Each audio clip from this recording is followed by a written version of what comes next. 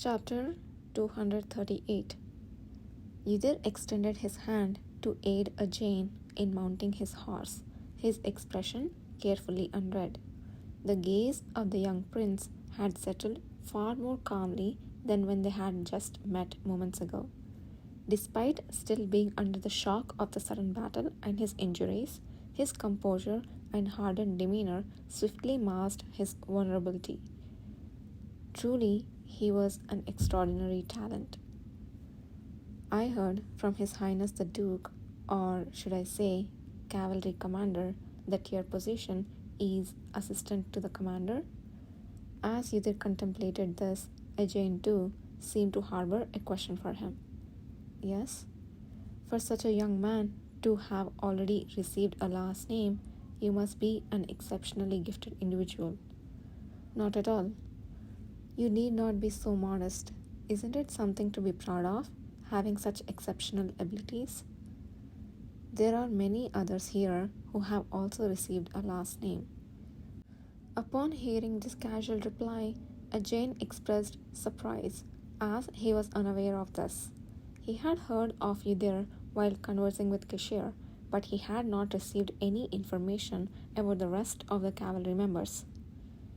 Then, how should I address you? Sir Ale?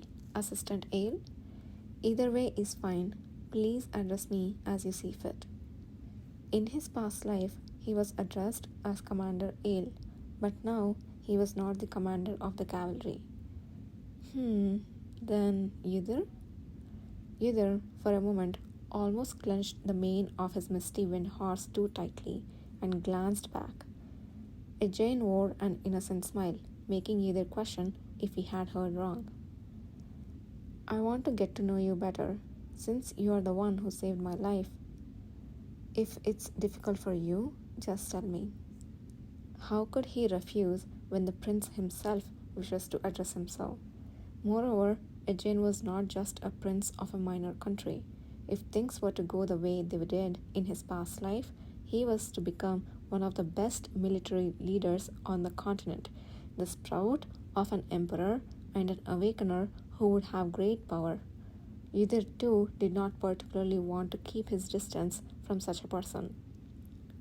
In order to prepare for a future that may yet again repeat itself.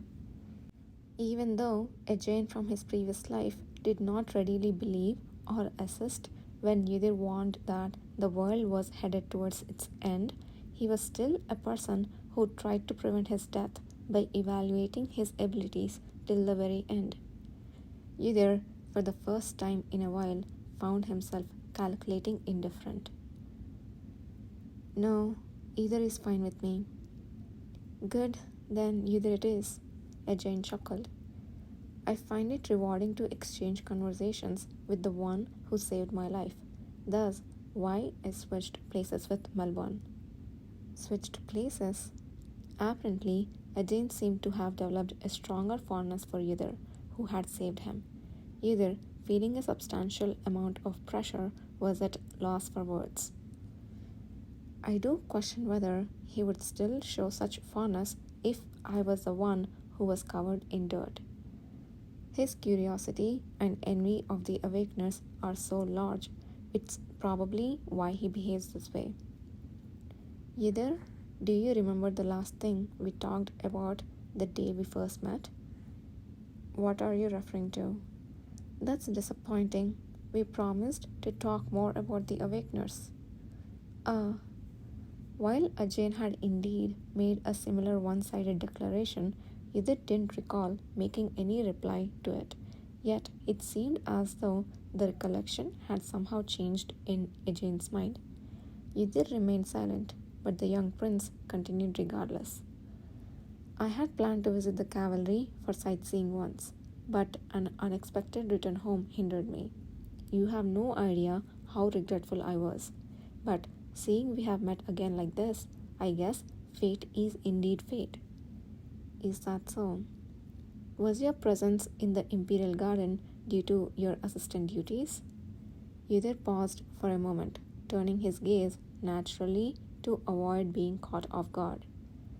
Yes, well, the truth was he had stayed in the palace for a few days due to an unexpected manifestation of the second gender, but he could not openly admit that.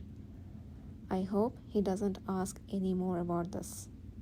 Then, later on, as Ajane, oblivious to Yudhir's inner thoughts, was about to continue, suddenly Kishir's voice came from ahead.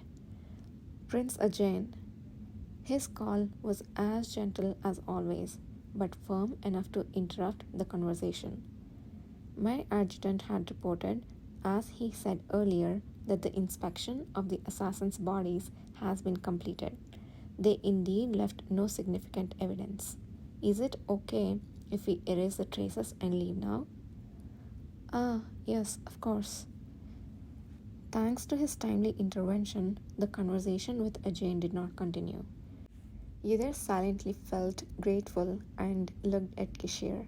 As if he had been waiting for this moment, Kishir's eyes precisely met his. After a moment, Kishir silently squinted his eyes and lifted the corners of his lips. Then he turned his head again, so subtly that others would find it hard to notice. What? Yudhir blinked, staring blankly at him before finally realizing the meaning behind his actions. Kishir's interruption hadn't been coincidental. He had intentionally intervened to prevent the conversation with Ajane from progressing in a direction that could be uncomfortable for Yudhir. While he had been busy receiving the last reports and inspecting the site before leaving, he managed to keep track of even the small conversations here. It seemed unbelievable, but it was indeed possible for Kishir. Nobody except Nathan Zuckerman and Yudhir knew that he could read the movements of those passing outside, even while lying behind closed doors. Did he know I was uncomfortable talking about the second gender manifestation and help me out? The thought made a strange surge rise from deep within his chest. Now, as the last member is on the horse, let's erase the traces and leave. Yudhir? Yes? As soon as Nathan Zuckerman, who had completed his inspection of the scene, lightly mounted the horse behind Priest Lusan, Kishir reached out and called Yudhir. I leave the rest to you. Understood.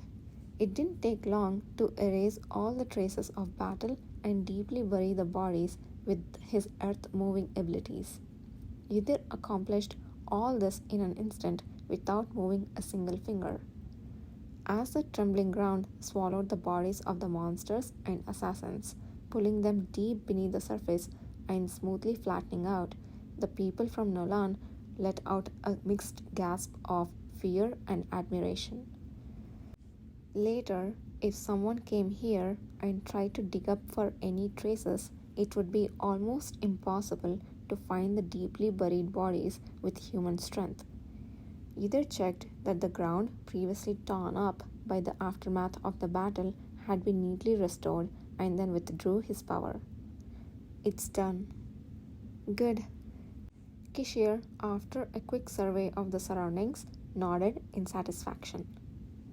Let's move out now. It looks like it might rain on the way, so everyone be careful.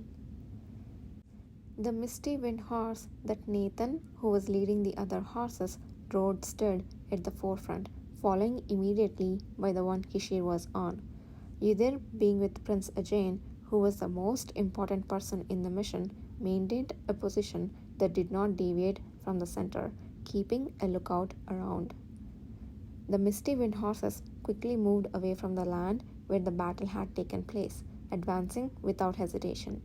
The long hair of Prince Ajane, who was sitting behind Yudhir, occasionally brushed against the side of his face.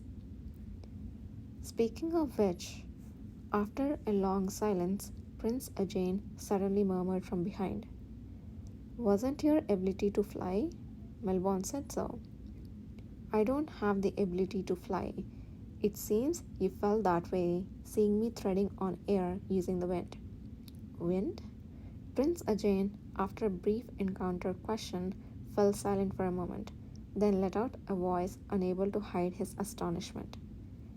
So, does that mean You have more than one ability? Yes, it was okay to say this much, as he would eventually see Yudhir using his powers while carrying out this mission. Besides controlling wind and earth, he could freely handle four elements, including fire and water, and there are several other peculiarities, but Yudhir did not initially mention them in detail. It takes decades of training for mages to properly control a single attribute. It's incredibly hard to believe. Is it common among the Awakeners? Unlike mages, it's hard to think the same, but even here, it won't be too common. I see. Right. At the time, there were hardly any people in the cavalry who could use multiple abilities. Yudhir was the only one who could handle several natural attributes. However, he knew this wouldn't always be the case. As time passed, some would develop the abilities they initially possessed, gaining new power that seemed completely different from before. There would also be awakeners who were born with more than one power, and Prince Ajane, who was expressing his astonishment at Yudhir's abilities from behind him, was one such awakener in his previous life. The Silver King, followed by 6 stars, guardian of the barrier. Yudhir recalled Ajane's nickname from the past life and then erased it from his mind. Prince Ajane was silent for a while. He spoke again when Yudhir used his power to gently bend the rough branches that would hit their faces while rushing through the forest, like drawing a curtain aside. I had been curious about the cavalry before coming to the Empire, but seeing and hearing directly, it feels like the information I had was an understatement. The sigh Prince Ajane breathed out rang long in Yudhir's ears. The more I know, the more I realize how remarkable it is.